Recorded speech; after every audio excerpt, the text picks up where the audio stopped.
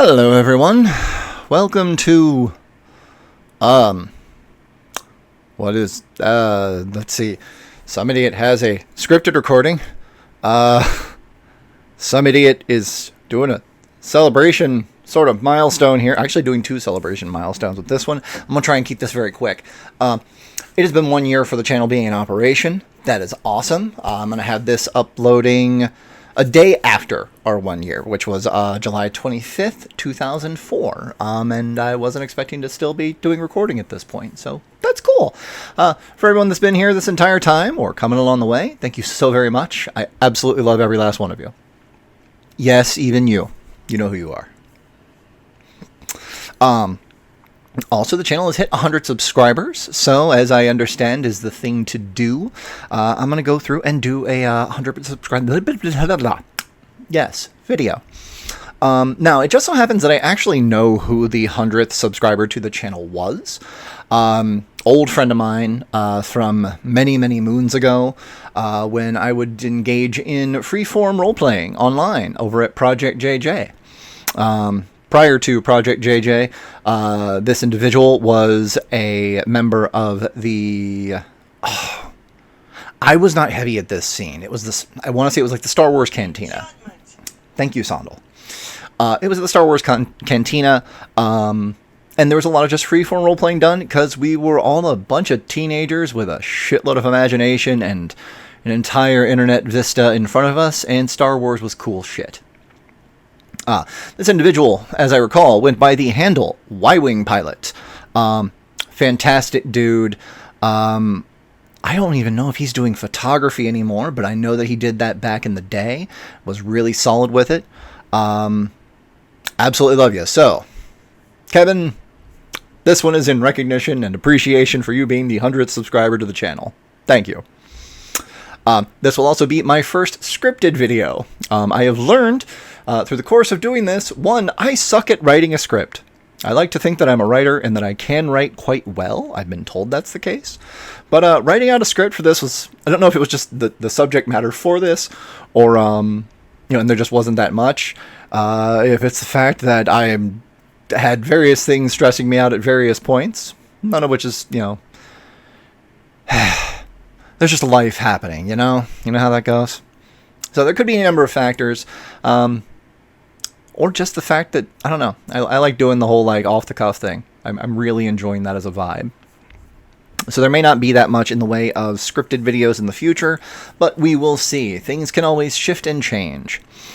That being said, I'm going to go ahead and dive straight into this one. So if it feels a little bit janky here and there, please grant some forgiveness. I'm trying something new. Or relentlessly mock me and leave a comment going, haha, you fucking idiot.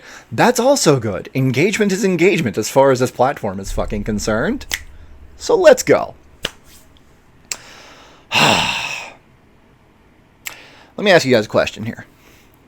What is the most well-known starfighter in the entire Star Wars franchise?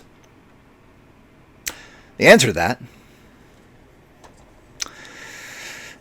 is the T-65 X-Wing starfighter, courtesy of the Incom Corporation. Look at that thing. Isn't that cool? Love that. Beautiful. Sleek design. I'm going off script already. Sleek design. Just brimming with lethality. You look at this thing and you're like, yup, that's gonna fuck my day up. And they did many times over the years. The X-Wing novels, fantastic. Get a little bit of Michael A. Stackpole from BattleTech into your Star Wars universe, and you've got a recipe for amazing stuff. Highly recommend reading that. But this video is not about the Incom T-65 X-Wing starfighter, as iconic as it may be. What is the second most well-known starfighter in Star Wars? Well, that would be the twin ion engine space superiority fighter from Senior Fleet Systems. Now, this, at first blush, has somewhat less of a aggressive, terrifying profile. I mean, it's just a ball with a couple of hexagons. And despite how CGP Grey has pointed out that hexagons are in fact bestagons, it doesn't really induce a lot of terror. But there's still something iconic about it. The sharp angles, it really just draws the eye in, and it makes you, it feels so impersonal, right?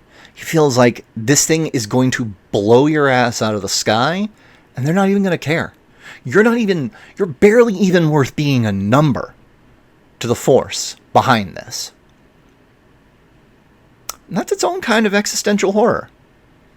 And not at all a commentary on the United States today, any unnamed country today. However, this video is not about the twin ion engine, the TIE Fighter. The third most well-known starfighter in Star Wars. I actually have no idea. And unless it happens to be the BTL Y-Wing Assault Starfighter. This bit is honestly played out if it isn't the third most iconic. Look at this. Beautiful, beautiful design. Also, really well done by LEGO. I want to throw it out there. So, you got that. Very, very well done. Please ignore any dust if you happen to see that on these things. They do kind of sit out in the living room, and it collects after a while. They're display pieces. Shut up. So, welcome to Some Idiot Records. Here I am Cy. That is some dust. I am some idiot, and for once, I'm reading from a freaking script. I expect this to be really friggin' weird when I go back and reread this live. I am literally reading from the script, and I can just about visualize the look on my face somewhere between confusion and amusement. Thank you, past Cy. Anyway, let's go on. So, the BTL Y-Wing Starfighter was produced by Cohen-Sayer Manufacturing, itself located in orbit around the planet Cohen-Sayer, in the Cohen-Sayer system. Now, this was a grand settlement in the Colonies region of the galaxy's eastern reaches, and they were primarily a starship components manufacturer. And that being said, they also produced a small number of starships themselves directly. In addition to the Y-Wing, they were arguably best known for the Sigma-class shuttle and the BTL S-8 K-Wing assault bomber from the Legends continuity. Side note, the K-Wing was an absolute freaking unit later on in Legends continuity. The B-Wing was badass. Do not get me wrong. I have a B-Wing out there, too. It just wasn't really appropriate for the bit. B-Wing was a fantastic starfighter. Really well made. Really, really solid. The K-Wing, though, just kicked it up to another notch entirely. This is not about the K-Wing. I just wanted to gush for a minute, because I do actually really love that starship. Now, for the Y-Wing, its primary use was as an assault bomber.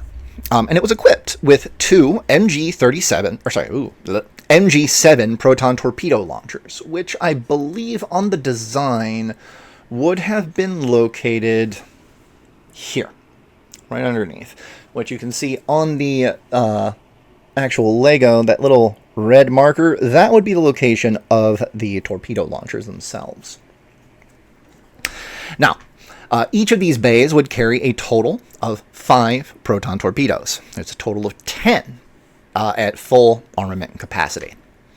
Though the MG7 launchers were standard, the BTLB, this one specifically, I jumped ahead in my script reading. I shouldn't be doing scripts.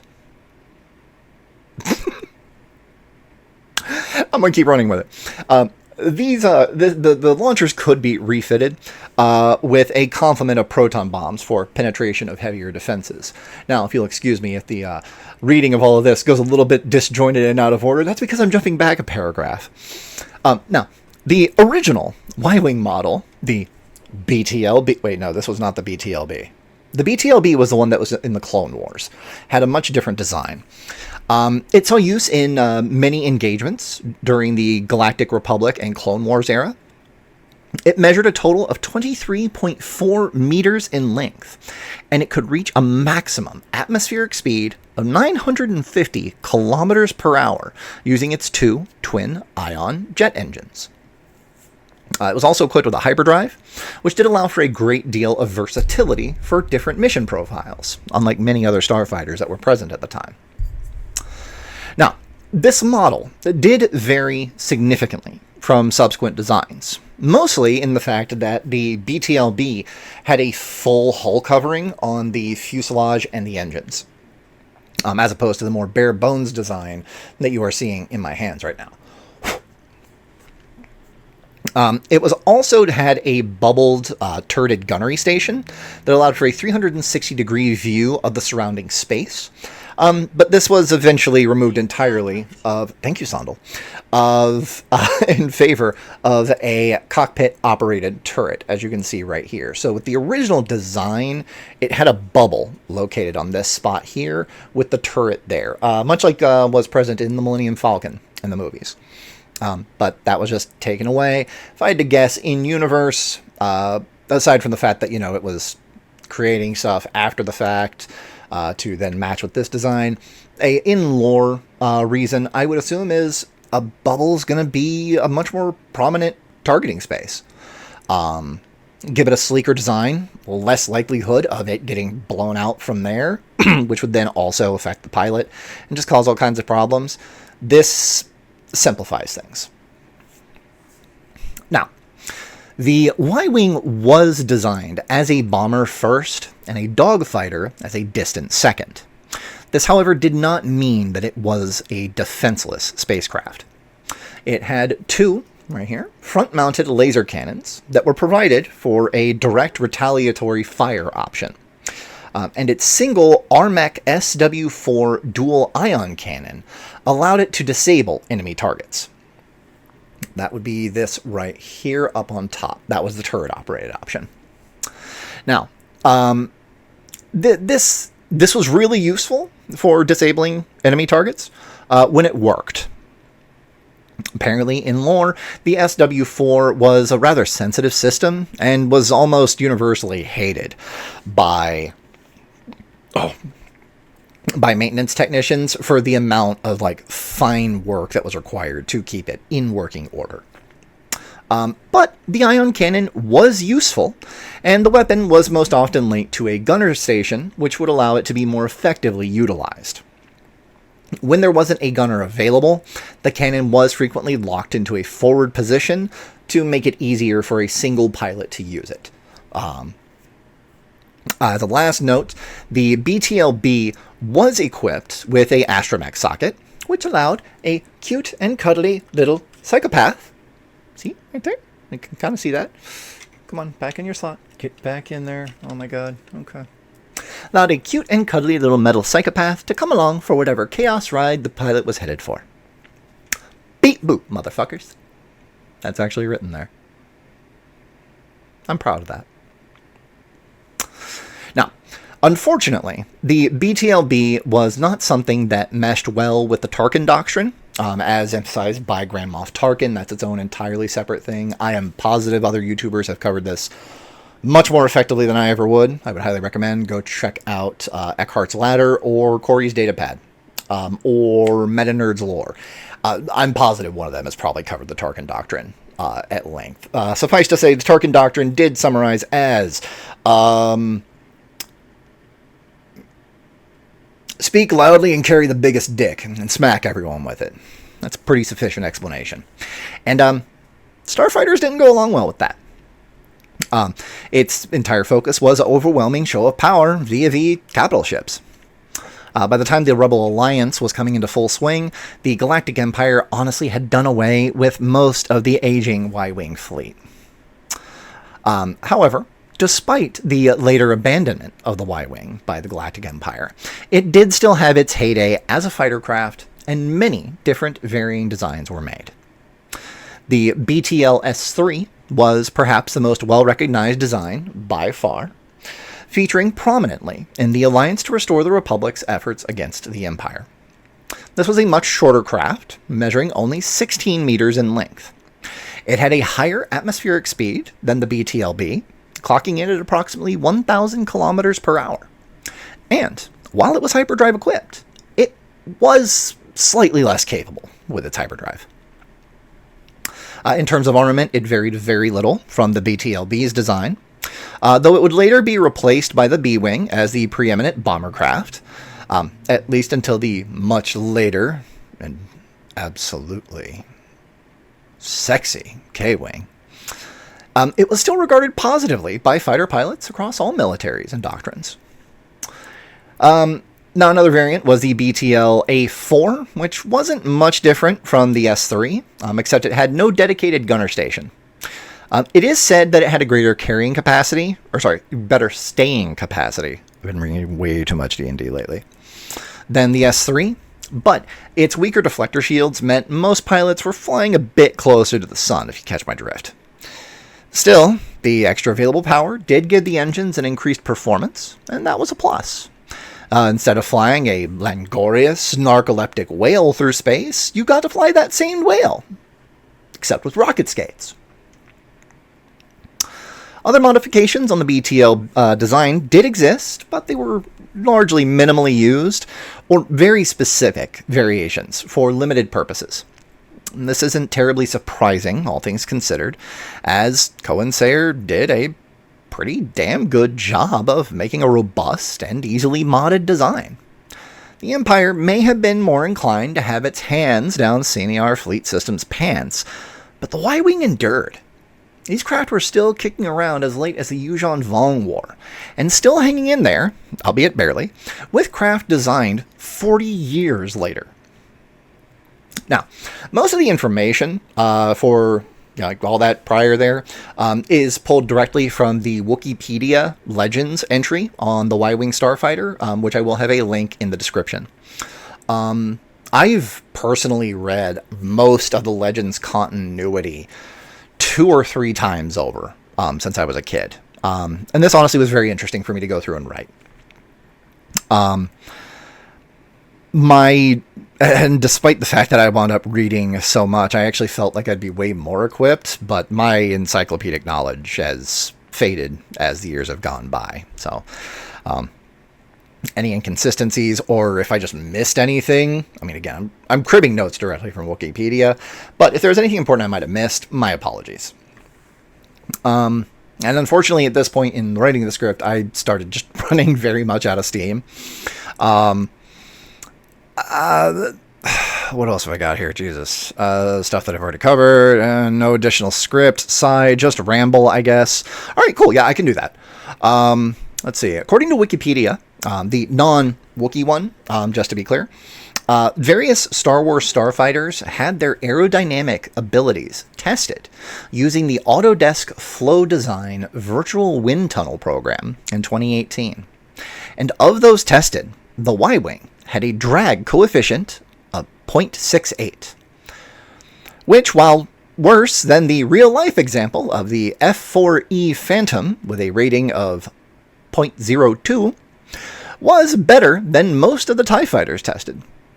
These poor results were rationalized with the in-universe explanations that drag coefficient plays absolutely zero role in space travel, and that Star Wars fighters can use repulsor lifts and deflector shields to give themselves better flight profiles. It's also worth note here, again, reading directly from Wikipedia. Let's see. In July of 2024, a miniature of the Y-Wing, used in the filming of the original Star Wars movie and identified as the model flown by Gold Leader, was sold at auction for a cool 1.55 million USD. It was one of the only 2 hero miniatures that were created for filming close-up shots. LEGO has released multiple Y-Wing sets. The first one was in '99, part of a combo pack along with a TIE Fighter, and they were part of the Ultimate Collector series, which honestly, fantastic set that LEGO ever did. One in 2004, and then one in 2018, which have high piece counts and meticulous detailing. I think this is from one of those. I'm not sure. However, I will say one that I will not cart out here, but is present in the house. Roommate has the original Ultimate Collector Millennium Falcon, like under a table in the living room. That thing is a beast, and it's phenomenal to look at. Nothing at all for the Y-Wing. It's just awesome. Now we're going to set you down very carefully. Let's see. Anything else here? Writing for the Smithsonian, Corey Graff contrasted the Y-Wing and X-Wing working together with another complementary pair, the Supermarine Spitfire and Hawker Hurricane during the Battle of Britain. He stated that the X-Wing's popularity is not unlike the preference wartime magazine photographers showed towards the stunning Spitfire fighter, while the workhorse Hurricane was all but ignored. Lucas's War Wagon Y-Wing received similar treatment. In-universe explanation for how the Y-Wing was stripped down to make it faster does in fact mirror how many fighters of the time were similarly converted for reconnaissance duties. He also drew parallels between the design of the Y-Wing and another fighter, the Lockheed P-38 Lightning, with both featuring centrally located cockpits and twin booms. And that is what I have got for this video. Now, my current plan as I record this is to actually sit down and work on having assembling. I've got it in the background here. Yeah. Oh, come on, chair. Oh, old man. So, I received this for my birthday. Is it not beautiful? Look at it. Gaze upon it. My actual goal right now is to sit down and assemble this damn thing. Which, hopefully, I would have been able to ping John for his fantastic work to give a sped-up version of me assembling this as a background to this video. If that's not been done, maybe there'll be puppies. I don't know. I don't know video editing. So, there's that. And that really does it for this video. I want to thank again every single one of you that has subscribed to the channel and checked out videos. It means a lot. Thank you very much for that. I'm going to keep getting more videos out there. A lot of it's just going to be me reading. These are the ones I can guarantee will be there. Outside of that, though, we do have some content that should be still in the pipe with me, John, and Squidge. We're going to get some more Satisfactory recording. Season 2 is still going to be coming for the Satisfactory run. Eventually, we'll wind up getting more of that out there. But you know how life is. And I think that's all I've got for the moment. So, again, thank you so very much for sticking it out. Hopefully you've had a good time. And hopefully you continue to have a good time going forward. That being said, deuces.